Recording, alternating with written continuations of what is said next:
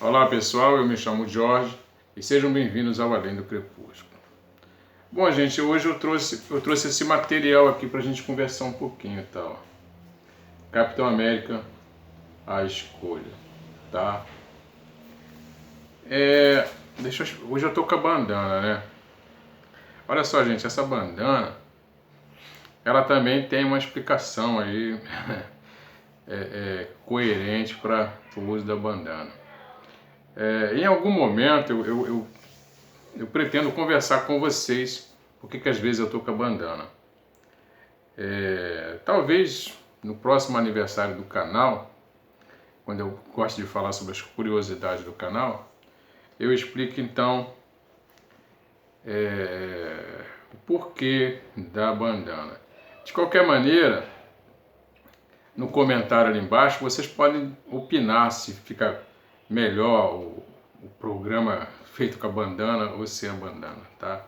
Isso aqui é uma democracia, vocês podem opinar. Só uma coisa, tá, gente?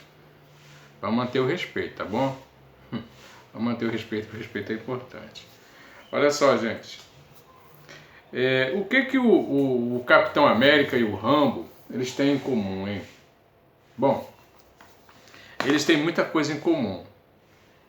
Eles são soldados, na verdade super soldados, são americanos, participaram de guerras. E sim, eles trazem a justificativa para aquela famosa expressão exército de um homem só. É bem verdade que o Capitão América ele teve uma vantagem, porque ele foi voluntário numa experiência científica, na qual ele foi submetido aos raios vitas e ao soro do super soldado. Então ele elevou suas capacidades físicas e mentais a um nível sobre-humano. Com o Rambo não acontece bem assim. O Rambo ele se pretende trazer um enfoque mais realista. Então, no caso do Rambo, ele, através do condicionamento físico, de exercícios e desenvolvendo técnicas de guerrilhas, ele se tornou então uma espécie de soldado perfeito. Mas aqui nessa história, eles têm mais um ponto em comum. Essa história aqui, ela é escrita pelo David Morrell. É engraçado esse nome, Morrell, né? Parece morreu. E o David Morrell, ou Morrell, ele é um canadense-americano, escritor, e foi ele quem escreveu um livro que foi lançado em 1972, chamado First Blood, Primeiro Sangue, que conta a história do personagem Rambo.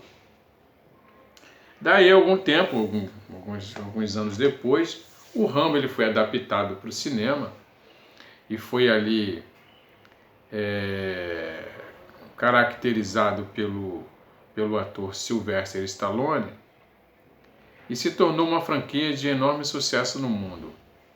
Hoje o Rambo ele é mundialmente conhecido. E aqui nessa história aqui, o David Morrell faz um trabalho também excelente. Essa história aqui foi lançada na primeira década dos anos 2000 e ela chegou aqui no Brasil pela Panini, inclusive com um ótimo acabamento, tá vendo? Capa dura, o miolo dela é em couché, tá? De boa gramatura, aliás, de excelente gramatura. E ela passou, não sei porquê, passou meio abatida. Eu não me lembro de ter visto alguém comentando sobre essa revista aqui. Mas ela é excelente, é uma ótima aquisição. Aqui o David Morrell, ele nos conta que o Capitão América descobre que ele está morrendo. Ele está morrendo e ele descobre que o mesmo soro que lhe deu seus poderes bem como os raios vitas, né, que o tornaram um super-humano, eles agora estão matando ele, estão drenando a força dele, se voltaram contra ele. E ele se encontra então numa cama em algum hospital, alguma base militar, e a gente acompanha enquanto ele definha ali naquele hospital, seus últimos dias de vida. Só que ele aqui nos revela que ele tem um poder que eu não conhecia esse poder do Capitão América. Ele é capaz de projetar-se mentalmente para lugares diferentes, lugares distantes. Ele até menciona que usou isso na Segunda Grande Guerra Mundial e confundia muito os inimigos com essa prática. Os inimigos não sabiam como é que ele conseguia estar em diversos lugares ao mesmo tempo. Na verdade, se tratava de uma projeção mental. Então ele consegue projetar a mente dele para algum lugar da guerra do Iraque, ali do Afeganistão, e encontra um soldado chamado James Newman, um cabo James Newman, um fuzileiro, que vive o conflito da guerra ali do Afeganistão.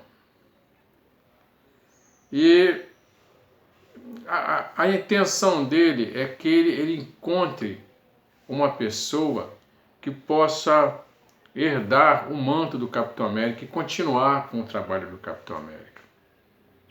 Então ele começa a aparecer para esse rapaz, para esse cabo, para o James, não é? E ninguém consegue ver, claro, só quem consegue ver é o James. E ele começa a incitar o James a desenvolver essa coragem que ele tem e essa série de virtudes que ele traz em si, mas que ele não desenvolve, não coloca para fora. O James ele tem uma esposa nos Estados Unidos, uma filha, e ali no campo de batalha, todos os dias ele enfrenta a morte e ele morre de medo de um dia não poder voltar para a América e ver a esposa dele. Então o Capitão América, nesse esforço mental, enquanto ele agoniza na cama, ele vai aparecendo na história, sempre dando força para o James nos momentos mais difíceis, ajudando ele a lidar com os riscos de vida e de morte. Então acontece que numa determinada ocasião, o James e alguns amigos fuzileiros também, eles ficam presos numa caverna. E os amigos estão muito feridos. Então o James tem que lutar para preservar a vida dos amigos, encontrar água dentro da caverna, eles estão enterrados, não é? E ao mesmo tempo procurar uma saída, porque se eles não encontrarem uma saída, eles vão morrer ali dentro daquela caverna. E o Capitão América então fica aparecendo para o James e dizendo a ele, dando dicas a ele e força para que ele consiga persistir, para que ele não fique impossibilitado ou se sinta incapaz de seguir adiante, porque agora naquele momento ali não é só a vida dele que está em risco, mas a vida dos amigos também. E aí ele fala, à medida que a gente vai avançando na história, a gente vai vendo das qualidades do que vem a ser o grande herói. Quais são as qualidades necessárias para ser um herói de verdade? Aí a gente tem mensagens de bondade, coragem, honra, lealdade e sacrifício. Porque o herói ele tem sempre que estar disposto a sacrificar a própria vida em prol do bem comum. E ele diz para o James que o James é a escolha dele. O James se pergunta, mas como assim? Eu jamais poderia ser o novo Capitão América. Eu sou um homem comum. Eu nunca poderia ser o seu substituto. E aí a gente vai entender que essa escolha não é que ele queira exatamente que o James se torne um novo Capitão América. Mas o que ele quer que o James seja é um multiplicador. Então essas qualidades do heroísmo, do herói, elas têm que ser transmitidas, têm que ser passadas, compartilhadas, divididas com as outras pessoas, entendeu? Então o que a gente percebe na história é que a mensagem aqui, passada pelo David Morrell, é que ele está falando, ele está homenageando os heróis da vida real. Então a homenagem aqui é em cima dos médicos, dos enfermeiros, dos paramédicos, do corpo de bombeiro, da polícia. Essas pessoas que lidam com a morte e que se colocam em risco, colocam suas próprias vidas em risco todos os dias para que possa ajudar as pessoas, para que possam nos ajudar, entendeu? Para salvar vidas. Então é disso que está tratando aqui essa história, tá? Quem desenha ela é o Mitchell Braithwaite, que eu diria que ele tem um traço pesado, mas apesar do traço pesado dele, ele tem cenas assim de impressionante realismo. E no que diz respeito às fisionomias, ele também sabe passar na história toda a carga dramática que os personagens necessitam, tá? As fisionomias, ó. Tá vendo? Ó?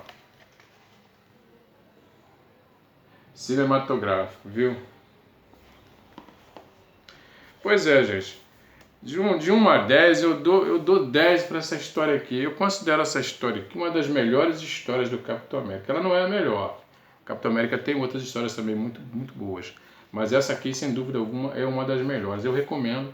Vocês não conseguem encontrar isso. Basta procurar. Para encontrar, é só procurar. Tá? Bom, eu espero que vocês tenham gostado do programinha, que ela tenha servido para alguma coisa e que, se vocês gostarem, me dá um like aí, se inscrevam no canal, tá? Compartilhem com os amigos. E o comentário ali embaixo, tá?